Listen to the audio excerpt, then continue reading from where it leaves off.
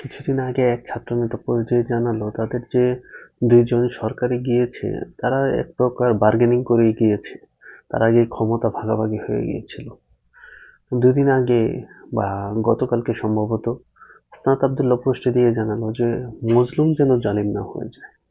এর দ্বারা বোঝা যায় যে তারা আসলে সরকারে যারা আছে তারা খুব ভালো অবস্থানে নাই এবং তাদের কথা শোনা হচ্ছে না। তো আমার কথা হচ্ছে তাহলে আপনারা আছেন কেন?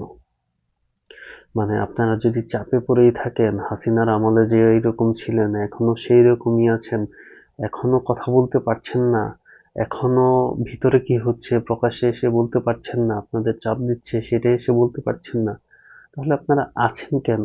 থেকে কি হাসিল করতে চান? যদি আপনারা কথা না বলতে পারেন, যা বলার তা সরকার থেকে বেরিয়ে এসে যদি বলতে হয় বেরিয়ে এসে বলুন।